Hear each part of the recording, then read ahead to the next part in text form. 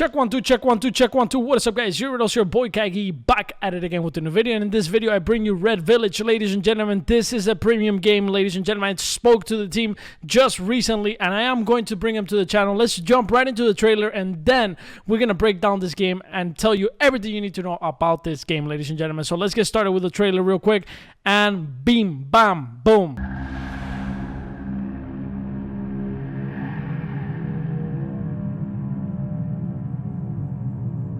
At night, I lie awake, consumed by visions of heavy iron gates.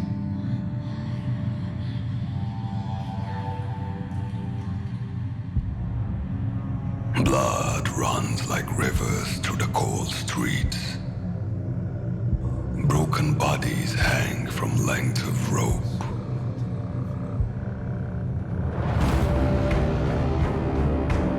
Only pain is known here. The air is heavy with death. I feel a hatred grow inside me like a winter storm. I yearn to fight, to kill. I am home. I am home. So, as you guys can see, ladies and gentlemen, this game does look like an MMORPG, and it will be an MMORPG in the future. As of right now, this game will start off as Zedrun meets fighting, ladies and gentlemen. So you're going to see your characters actually play out in an arena and fight each other. And no, it's not going to be 2D like other games like CryptoBlades out there that is basically you click and basically earn. It's not like that. You're going to be able to actually see your fighters play out.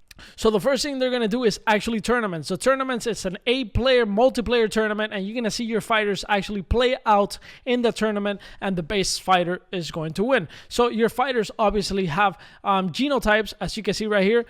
This one was the first drop, the Genesis. The second drop is going to be the Mystics. The Mystics are actually coming out very, very, very soon. I think it's January 24th, if I'm not mistaken. So January 24th, ladies and gentlemen, make sure you check out this game.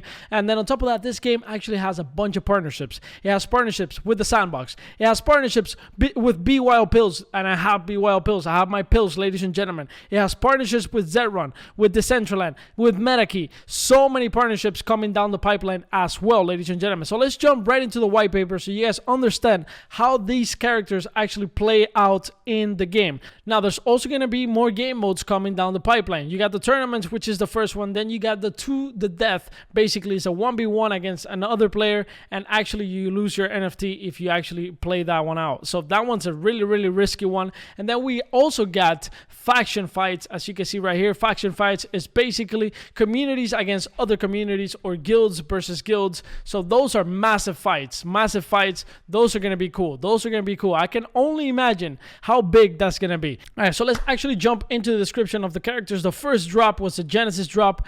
These have R1 and R3 genotypes. So that's basically the DNA. And then the Mystic has R4 and R6. This one is the one that is actually coming out on January 24th. Now, within these characters, we actually got character classes. So there is 5 classes. You got the Wizard, you got the Paladin, you got the Barbarian, you got the Ranger, and you got the Druid. Now, if we go to the white paper right here, we got a better infographic of this character. So the Barbarian has strength high, defense high, and then attack it might vary. Now, there is special moves within this character, so it's bloodline dependent, and then the speed genotype dependent. So basically, if one of your characters has a genotype that is lower than another character that you're fighting against, then your character is basically going to go first within that fight. So if you have an R1, which is the Genesis right here, if we have an R1 right here, boom. If you have an R1 fighting against an R4, R5, or R6,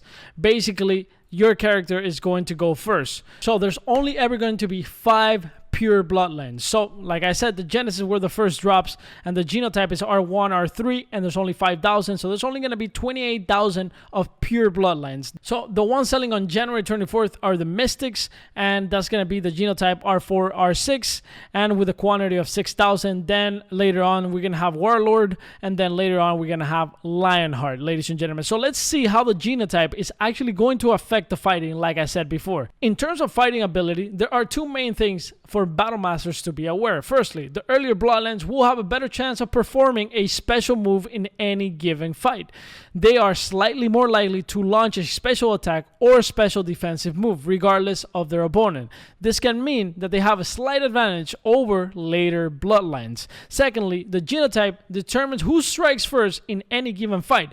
The lower R number will always strike first. If two characters share an R number, the algorithm will randomly determine which champion strikes first. Now, we got rarity traits for these fighters. These traits do not affect the fighting, so I'm not going to go into it. So basically, that is basically up to you. If you're a collector, if you want something that is super rare because you actually value that, then great. Armor colors as well. This is basically just cosmetics, just for collection purposes, ladies and gentlemen. So as you can see right here, you got armor colors does not impact any champion's ability. So it doesn't really matter. It doesn't really matter unless you are one of those collectors. And that takes me to the summoning. The summoning is basically what we call breeding in other games, ladies and gentlemen. So it is the only way that new champions can be introduced to the Red Village ecosystem outside of the 4 pure blood character drops. Summoning occurs between 2 characters of the same class. For example, 2 barbarians or 2 wizards can be combined to make a new half-blood barbarian or wizard. Half-blood champions will receive an R number that is the sum of its 2 blood donors, plus 11. This is done to avoid diluting the scarce R1 to R12 genotypes. For example, if an R3 Genesis champion gives blood, and this is mixed with an R11 Lionheart champion, this will create an R25 half-blood champion.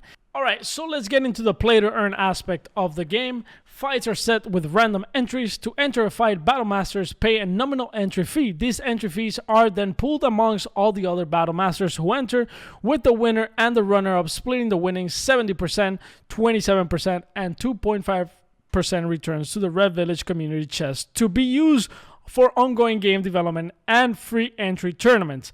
How many fights can I enter in a period of time? At this stage, Battle Masters can enter as many tournaments or fights as they please. However, your champions have a fatigue factor as part of their assigned skills and attributes. While it's not yet active in gameplay, in future champions, fatigue factor will have an impact. Fatigue will impact how quickly your champions recover between tournaments. The more your champion has regained its energy, the better it. Yeah, this is basically an energy system, which is to prevent people basically botting this out, right? So if your character gets fatigued, you gotta let it rest, and then basically have more characters, have more fighters in your wallet, so you can actually keep playing.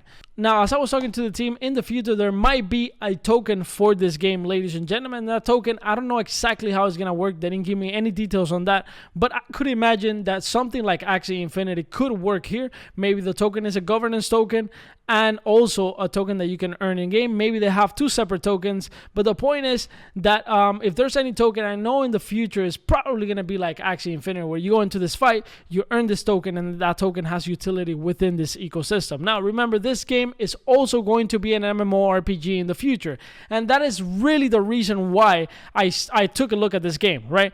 For me, at the beginning, it was like, okay, you know, Zrun meets a fighting game. They have a lot of partnerships, kind of interesting, but I don't know how much of that do I want to do, right? I feel like in the future, I want to do an MMORPG. So I talked to the team, and they told me, yes, we are thinking of doing an MMORPG after this. So basically, this is the minimum viable product. They're big fans of Zrun, big fans of, you know, this type of games like Pegaxi, Zrun, or, you know, you got Chicken Derby as well. They like those type of games, and there is no fighting game. There is no fighting game like those games. So they're actually implementing, you know, that type of game into a fighting game, which is really, really smart. We're also going to see other games like Rumble Kongs out there, which is a basketball game that is going to kind of work like this one as well. So this has a lot of potential. It has a lot of potential. But for me, it's like, what's next? What's the future of this project? For me, if it's going to have an MMORPG, then I'm in. And the team is a premium team. So I'm going to bring them into the channel very, very soon. We're going to interview them here so they can explain everything that I just explained, but in their own words, you know? Because they own the project, they're gonna explain it way better than me. But anyways, guys, make sure you like, make sure you comment, make sure you subscribe to the #1 NFT gaming channel in the world, and I'll see you guys next video. Peace.